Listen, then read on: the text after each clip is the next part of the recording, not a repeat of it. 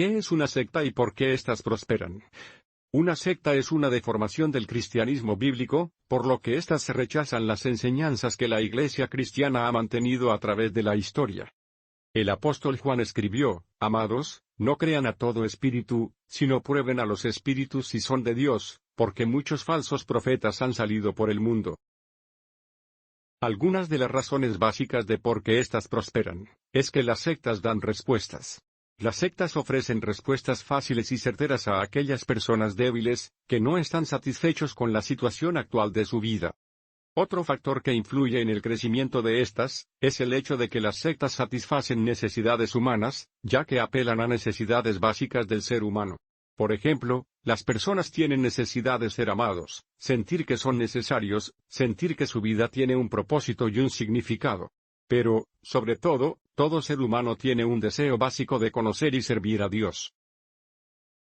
Cuando una persona entra a una secta, no hace una evaluación teológica, simplemente entra porque tiene problemas y la secta le promete resolverlos fácilmente, usualmente son problemas emocionales.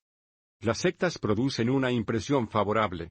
Este otro factor que permite que las sectas prosperen, en ocasiones la Iglesia no es capaz de ofrecer calor espiritual y una exposición auténtica de la palabra de Dios. ¿Cuáles son las características de las sectas? Existen algunos elementos que caracterizan las sectas. Una de ellas es una nueva verdad, ya que promueven una falsa idea de que Dios les ha revelado algo especial. La supuesta verdad usualmente es algo que nunca ha sido revelado y contradice las revelaciones anteriores. Aparte de proclamar una nueva verdad, también ofrecen nuevas interpretaciones de la Biblia. Aunque la Biblia es la única fuente de autoridad, estas sectas la interpretan de una manera no razonable, por lo que se aleja del cristianismo. Asimismo, también existen enseñanzas y prácticas populares que no se basan en la Biblia, sino muchas veces provienen del paganismo, razonamiento humano y de costumbres. Otra característica es una teología cambiante, es decir que, sus doctrinas son cambiantes, se encuentran en constante movimiento y no tienen un fundamento firme. También en las sectas, la salvación es por obras. En las sectas la gracia de Dios está ausente. A nadie se le enseña que solo hay que poner la fe en Cristo de corazón para ser salvo. Todas las sectas añaden algo a la doctrina de la salvación. Las falsas profecías también son comunes en las sectas. Los que dirigen estas sectas, usualmente creen haber recibido un llamado divino y han osado en anunciar predicciones futuras, bajo el supuesto de que son de inspiración divina, las cuales no se cumplen. Una manera de evitarse engañados por estas sectas es saber qué es lo que creemos, y por qué lo creemos, de tal manera que estemos preparados para desenmascarar las enseñanzas de estas sectas. Hay personas que, aunque crecieron en hogares cristianos, han caído como víctimas de sectas, debido a que no recibieron las doctrinas cristianas básicas.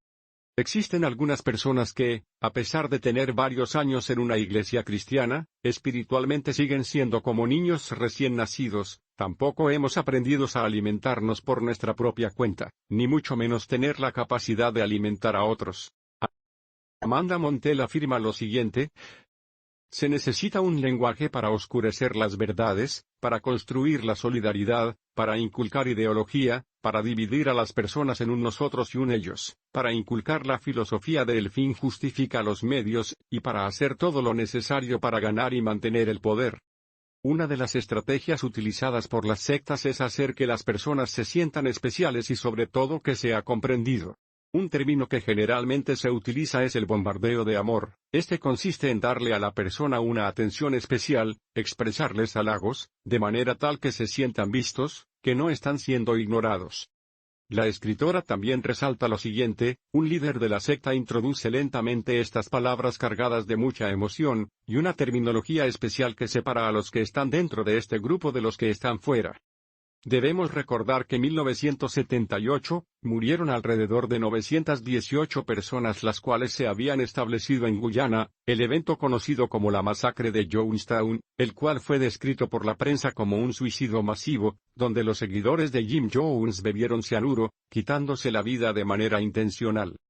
Cabe destacar que, el líder de la secta, Jim Jones, dejó a sus seguidores sin opción, estaban rodeados de guardias armados. Si no tomaban el veneno ellos mismos, se les inyectaba o les disparaban. Jones usó términos y metáforas cargados para convencer a la gente de lo que iban a hacer. Uno de los términos que utilizó repetidamente fue suicidio revolucionario.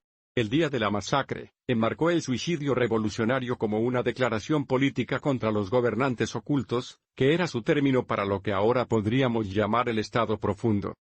Jones había adoptado el término suicidio revolucionario de los Panteras Negras, los grupos radicales afroamericanos. Otra estrategia es usar clichés en contra del raciocinio, te explicamos. El término, acuñado a principios de la década de 1960 por el psicólogo Robert J. Lifton, describe una expresión común que se memoriza y se repite fácilmente y tiene como objetivo acabar con el cuestionamiento o el pensamiento o análisis independiente. Para mencionar un ejemplo, el líder del grupo NXIVM, un grupo metafísico de superación personal de la nueva era, decía cosas como no te dejes gobernar por el miedo para descartar cualquier preocupación válida sobre lo que estaba sucediendo. O socavaba cuestionamientos describiéndolos como creencias limitantes.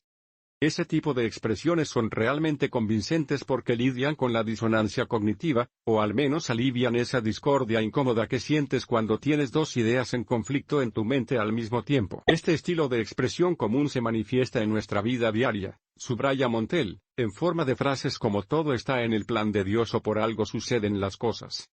Finalmente, nos despedimos con este versículo, el cual se encuentra en la segunda carta del apóstol Pedro, capítulo 2, versos 1 al 3, pero hubo también falsos profetas entre el pueblo, como habrá entre vosotros falsos maestros, que introducirán encubiertamente herejías destructoras, y aún negarán al Señor que los rescató, atrayendo sobre sí mismos destrucción repentina. Y muchos seguirán sus disoluciones, por causa de los cuales el camino de la verdad será blasfemado, y por avaricia harán mercadería de vosotros con palabras fingidas.